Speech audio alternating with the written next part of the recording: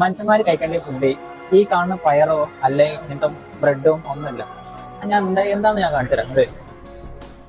ഇതാണ് മനുഷ്യന്മാർ കഴിക്കേണ്ടത്. ഇത് നോക്കി, ലിവർ, ബീഫ്, ബീഫിന്റെ ഫാറ്റ്, അതേപോലെ ആ നിൽക്കുന്ന കാലൊക്കെ നോക്കി, അതൊക്കെയാണ് മനുഷ്യന്മാർ കഴിക്കുന്നത്.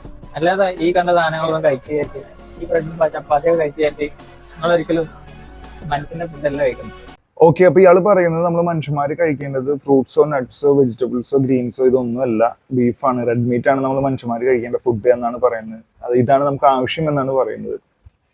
എന്തിനടിസ്ഥാനത്തിൽ അത് പറയുന്നത് എനിക്ക് ഇതുവരെ മനസ്സിലായിട്ടില്ല. ശരിക്കും പറഞ്ഞാൽ നമുക്ക് രണ്ടും വേണം. അതായത് ഇപ്പൊ വെജിറ്റബിൾസോ ഫ്രൂട്ട്സോ ലീവ്സോ അതും നമുക്ക് ആവശ്യമാണ്. അതുപോലെ തന്നെ മീറ്റ്, റെഡ് മീറ്റ് ആണെങ്കിലും അതും നമുക്ക് അത്യാവശ്യമാണ്. കാരണം എന്താണെന്ന് വെച്ച് കഴിഞ്ഞാൽ ഇപ്പോൾ മീറ്റ് സൈഡ് എടുക്കുകയാണെങ്കിൽ നമുക്ക് ഒരുപാട് പ്രോട്ടീൻ, അതുപോലെ തന്നെ അയൺ, പിന്നെ ഒരുപാട് ന്യൂട്രിയൻസ് നമുക്ക് അതിനകത്ത് നിന്ന് കിട്ടും. ഇപ്പോൾ ഇപ്പോഴത്തെ സൈഡ് വെജിറ്റബിൾ സൈഡ് എടുക്കുകയാണെങ്കിൽ നമുക്ക് ഒരുപാട് ഫൈബർ, അതുപോലെ തന്നെ ഒരുപാട് വൈറ്റമിൻസും മിനറൽസും നമുക്ക് ഇതിനകത്ത് നിന്നും കിട്ടും.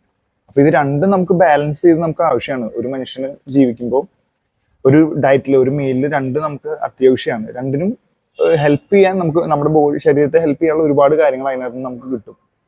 പിന്നെ ഇപ്പൊ ഇയാൾ പറയുന്ന പോലെ തന്നെ റെഡ് മീറ്റ്, ബീഫ് എടുക്കണമെന്ന് വിചാരിച്ചോ, ബീഫാണ് കഴിക്കുന്നത്, അതിലും നമുക്ക് എന്താ പറയുക, ഈ ഫൈബേഴ്സ് അത്യാവശ്യമാണ്.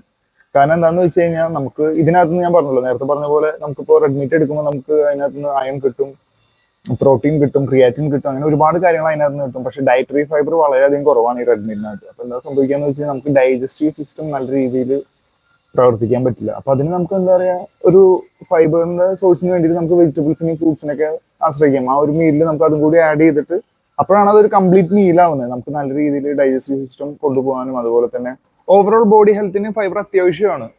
ഓക്കെ, അപ്പോ എന്തിന്റെ അടിസ്ഥാനത്തിലാണ് ഇതിങ്ങനെ ഫൈബർ ആവശ്യമില്ല എന്ന് പറയുന്നത് എനിക്ക് ഇതുവരെ മനസ്സിലായിട്ടില്ല. അറിയുന്നവരാരെങ്കിലും ഉണ്ടെങ്കിൽ കമന്റ് ചെയ്യുക. അപ്പൊ ഇയാൾ ഈ വീഡിയോ കാണുന്നുണ്ടെങ്കിൽ അയാൾക്കും കമന്റ് ചെയ്യാം.